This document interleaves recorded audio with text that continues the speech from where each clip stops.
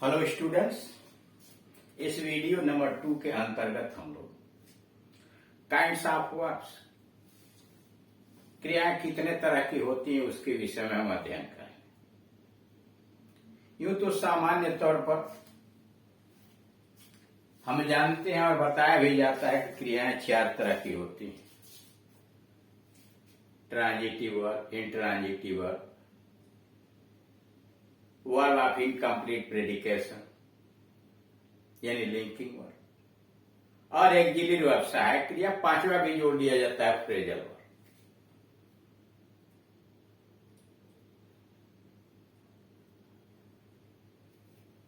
लेकिन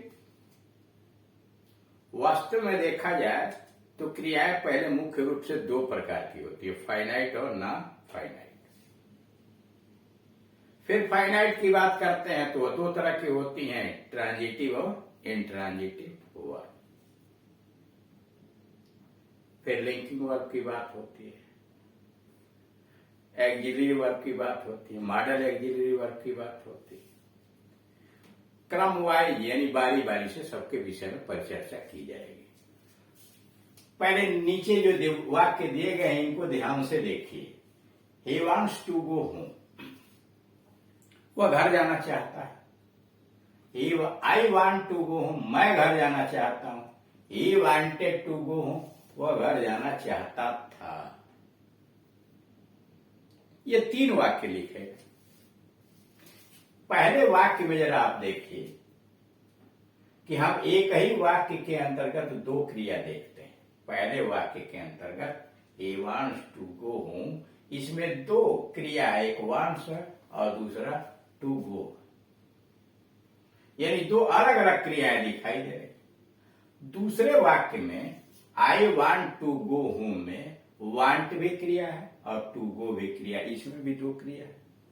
और तीसरे वाक्य में वांटेड भी क्रिया है और टू गो भी क्रिया है, यानी इसमें भी 2 क्रियाएं लगी हुई हैं। यानी पहले वाक्य में वांट्स टू गो, दूसरे में वांट टू गो, तीसरे में वांटेड टू गो, यानी 2 क्रियाएं तीनों वाक्य के अंतर्गत आई हुई हैं। और अगर तीनों का हम तुलनात्मक रूप से अध्ययन करें, ध्यान से उसमें देखें, तो हम उसमें पाएंगे कि एक ऐसी क्रिया है कि वह सब्जेक्ट के बदलने के साथ साथ और टेंस के बदलने के साथ साथ उसके रूप में परिवर्तन हो जाता है, तथा दूसरी एक ऐसी क्रिया है जिसके ऊपर सब्जेक्ट अथवा टेंस के बदलने के उसके रूप में कोई परिवर्तन नहीं होता। ध्यान देने की बात यह है कि तीनों वाक्य में 2 क्रियाएं लगी हुई हैं, लेकिन अगर ध्यान से देखें तो यहां वांट्स है या वांट है या वांटेड है, लेकिन तीनों में to go to go to go लिखा है। मतलब क्या हुआ कि इसमें एक क्रिया ऐसी आई हुई है, वांट्स, वांट और वांटेड, जिसके ऊपर उसके सब्जेक्ट का, कर्ता का और टेंस के बदलने का प्रभाव पड़ रहा, वो अपना रूप बदल रही है। जैसे ही वांट्स, ही के अनुसार वांट्स प्रेजेंट इंडेफिनिट टेंस हो लगा, और आई हो गया, सब्जेक्ट बदला है तो यस हट गया, वांट हो गया। और यहां देखिए, और यहां ही है, टेंस बदल लिया तो वांटेड लिख दिया गया। अब आपसे कोई पूछता है कि यहां क्यों वांट्स है, क्यों वांटेड है, तो इसलिए कि यहां टेंस बदल दिया गया। मतलब यह हुआ कि क्रिया का एक ऐसा रूप होता है जो टेंस बदलने के साथ साथ और सब्जेक्ट बदलने के साथ अपना रूप बदल देता है, यानी वह स्वतंत्र नहीं होती, वह लिमिट में रहती है। यानी क्रिया का ऐसा रूप जो अपने सब्जेक्ट के बदलने के साथ और टेंस के बदलने के साथ रूप बदलती रहती है, विभिन्न रूपों में प्रयोग की जाती है, वो कहलाती है फाइनाइट वर्ब। और क्रिया का ऐसा रूप जिसके ऊपर सब्जेक्ट के बदलने का और टेंस के बदलने का कोई प्रभाव नहीं पड़ता, वह कहलाती है नॉन फाइनाइट वर्ब। यही सारी बातें बीच में डाली गई हैं, आप समझते रहिएगा। हमने आपको समझा दिया कि इस वाक्य के माध्यम से कि क्रिया का वह रूप, जैसे वांट है, वांटेड है और वांट, क्रिया का वह रूप जो अपने कर्ता के अनुसार यानी सब्जेक्ट के बदलने के अनुसार और टेंस के बदलने के अनुसार रूप बदलती है, वह कहलाती है फाइनाइट वर्ब। यानी क्रिया का वह रूप जिसके ऊपर सब्जेक्ट और टेंस का प्रभाव पड़ता है वह है फाइनाइट वर्ब, और क्रिया का वह रूप जिसके ऊपर सब्जेक्ट के सिंगुलर प्लूरल का कोई प्रभाव नहीं पड़ता अथवा टेंस के बदलने का कोई प्रभाव नहीं पड़ता, वह कहलाती है नॉन फाइनाइट वर्ब। यानी मुख्य रूप से क्रियाएं जो होती हैं दो तरह की हो गए, यानी उनके जब जो प्रयोग आपने ऊपर देखा तीनों में, तो इस आधार पर अगर देखा जाए कि क्रिया के ऊपर कर्ता और टेंस का प्रभाव पड़ता है तो एक प्रकार की क्रिया हुई, आज इसके ऊपर नहीं पड़ा हुआ दूसरे प्रकार की क्रिया हुई। तो क्रिया दो तरह की हो गई, फाइनाइट वर्ब और non finite verb.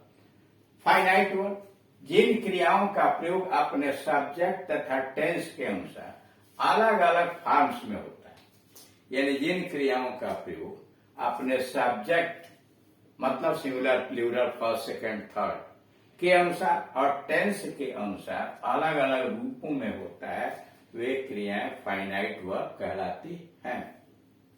Non finite verb जिन क्रियाओं के फॉर्म्स पर सब्जेक्ट के तथा टेंस का कोई प्रभाव नहीं पड़ता, यानी क्रिया का ऐसा रूप जिसके ऊपर सब्जेक्ट और टेंस का कोई प्रभाव नहीं पड़ता है, वह कहलाती है नॉन फाइनाइट वर्ब। यह नॉन फाइनाइट वर्ब भी तीन तरह की होती है, प्रेजेंट पार्टिसिपल, इन्फिनिटिव और जीरंड। आगे देखा जाएगा जब नॉन फाइनाइट का प्रकार आएगा तो, यानी पार्टिसिपल, जीरंड और इन्फिनिटिव। अब इस प्रकार देखिए ऊपर दिए गए तीनों उदाहरणों में क्रम से वांट्स, वांट और वांटेड क्रिया जो है वह कहलाएगी फाइनाइट वर्ब। यानी इन वाक्यों में वांट्स, वांट और वांटेड कहलाएगी फाइनाइट वर्ब, और तीनों में जो टू गो और टू गो लगा हुआ है इसको कहेंगे नॉन फाइनाइट वर्ब। इसलिए कि वांट्स पर, वांट पर और वांटेड पर इस सब्जेक्ट का और टेंस का प्रभाव पड़ रहा है, जबकि टू गो पर न सब्जेक्ट का प्रभाव है न टेंस का प्रभाव है, इसलिए वह नॉन फाइनाइट वर्ब। क्लियर? अब आइए क्रिया कैसी है यह जानने के लिए, पहले से कुछ निर्धारित नहीं है, क्रिया कैसी है यह जानने के लिए यह देखा जाता है कि दिए गए वाक्य में हम उस क्रिया का प्रयोग देखते हैं कि किस रूप में वो प्रयोग की गई है। वही क्रिया कहीं फाइनाइट हो सकती है, कहीं नॉन फाइनाइट हो सकती है प्रयोग के अनुसार, यानी वह किस रूप में आई है, फाइनाइट में है कि नॉन फाइनाइट में है, यह जानने के लिए उस वाक्य में, दिए गए वाक्य में हम उसके प्रयोग पर ध्यान देते हैं। कोई भी क्रिया, ऐसा नहीं है कि कोई भी क्रिया हमेशा के लिए फाइनाइट रहती है या नॉन फाइनाइट रहती है। जैसे इज गोइंग हूं, वो घर जा रहा है, इसमें गो क्या है, फाइनाइट वर्ब, और वही कहते हैं he wants to go home, वो घर जाना चाहता है, वही गो क्रिया इसमें नॉन फाइनाइट वर्ब। प्रयोग के अनुसार उसका रूप बदलता है।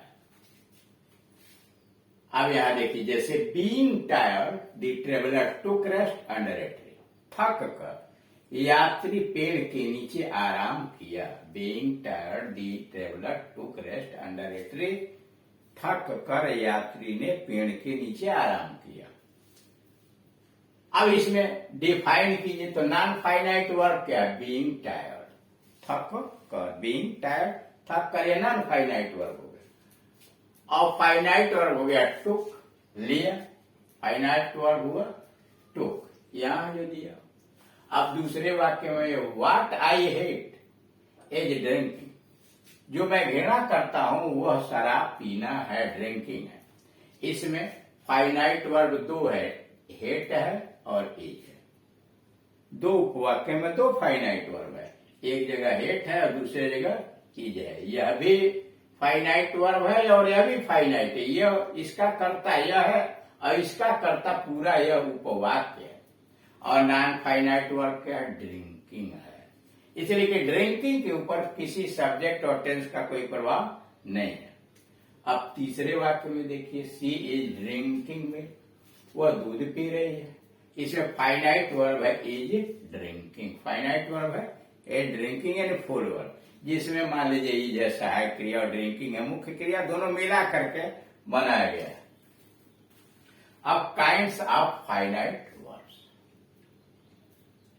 इन उदाहरणों को जरा देखिए। Kinds of finite verbs, the boy kicks the football, लड़का फुटबॉल पर लात मारता है, यानी वह लड़का फुटबॉल पर लात मारता है। The girl is learning the lesson, वह लड़की पाठ याद कर रही है। They are laughing loudly in the park, वे पार्क में जोर जोर से हंस रहे हैं। They are laughing loudly in the park, वे पार्क में जोर जोर से हंस रहे हैं। This child sleep soundly in the park, यह बच्चा पार्क में गहरी निद्रा में सोता है। This child sleep soundly in the park, यह बच्चा पार्क में गहरी नींद में सोता है। जो व्यक्ति या वस्तु कार्य करता है उसे सब्जेक्ट कहते हैं। वाक्य में जो व्यक्ति या वस्तु कार्य करता है वह कहलाता है सब्जेक्ट, और कार्य जिस व्यक्ति पर या जिस वस्तु पर होता है वह कहलाता है ऑब्जेक्ट, यानी कार्य। वाक्य के अंतर्गत जो व्यक्ति या वस्तु कार्य करता वह तो है सब्जेक्ट, और कार्य जिस व्यक्ति या वस्तु पर किया जाता है या होता है वह कहलाता है ऑब्जेक्ट, यानी कर्म। अतः पहले वाले वाक्य में जहां किक्स दिया हुआ है उस पर ध्यान दीजिए। वह कह रहा लात मारने का काम, किक्स जो है वर्ब है, यह लात मारने का कार्य है किक। इस वाक्य में किक्स वर्ब है, ठीक, यानी लात मारने का कार्य जो है वर्ब किक के माध्यम से होता है, और इस वर्ब के लिए सब्जेक्ट है दी बॉय, यानी यह काम करने के लिए, किक करने के लिए दी बॉय सब्जेक्ट है, यानी उसी के द्वारा किक किया जाता है।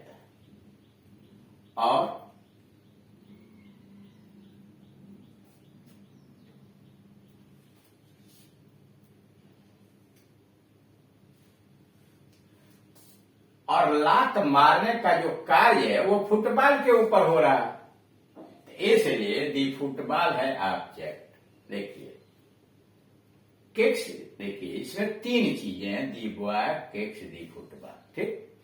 किक्स के माध्यम से यह पता चलता है कि लात मारने का कार्य होता है, लेकिन करता कौन है? जो करता है वह है दी सब्जेक्ट, यानी दी सब्जेक्ट, दी बॉय जो है यहाँ करता है, सब्जेक्ट कहलाएगा, इसलिए कि यही इस कार्य को करता है। और कार्य किसके ऊपर हो रहा है? दी फुटबॉल, यानी किक का कार्य फुटबॉल को हो रहा है, तो इसको कहेंगे ऑब्जेक्ट। इस वाक्य में किक्स वर्ब हुआ, दी बॉय सब्जेक्ट हुआ जो उस कार्य को कर रहा है, और दी फुटबॉल वह वस्तु है जिसके ऊपर कार्य हो रहा है, ठीक। इसलिए दी फुटबॉल को आप ऑब्जेक्ट कहते हैं। किक्स क्रिया संभव नहीं है यदि क्रिया को करने वाला सब्जेक्ट न हो, यानी इस वाक्य में अगर सब्जेक्ट दी बॉय न हो तो किक का कोई मतलब नहीं है, यानी किक करने वाला कोई न कोई सब्जेक्ट चाहिए। कह रहा है किक्स क्रिया तब तक संभव नहीं है यदि इस कार्य को करने वाला सब्जेक्ट नहीं हो, और किक्स क्रिया उस समय भी संभव नहीं है जब ऑब्जेक्ट न हो, यानी वह शब्द अर्थात ऑब्जेक्ट न हो जिसके ऊपर यह कार्य करना है, तब भी संभव नहीं है जिस पर यह कार्य किया जाए। यानी किक के लिए सब्जेक्ट भी आवश्यक है और ऑब्जेक्ट भी आवश्यक, करने वाला यानी सब्जेक्ट चाहिए, जिसके ऊपर काम हो रहा है यानी दी फुटबॉल वह भी आवश्यक है। अतः इस वाक्य में किक क्रिया के होने के लिए सब्जेक्ट के साथ साथ ऑब्जेक्ट भी अति आवश्यक है, यानी इस वाक्य में किक क्रिया के संपन्न होने के लिए हमें सब्जेक्ट की भी आवश्यकता है और ऑब्जेक्ट की भी आवश्यकता है, करेक्ट। अब बाकी चीजों को अगले वीडियो के अंदर डिफाइन किया जाएगा।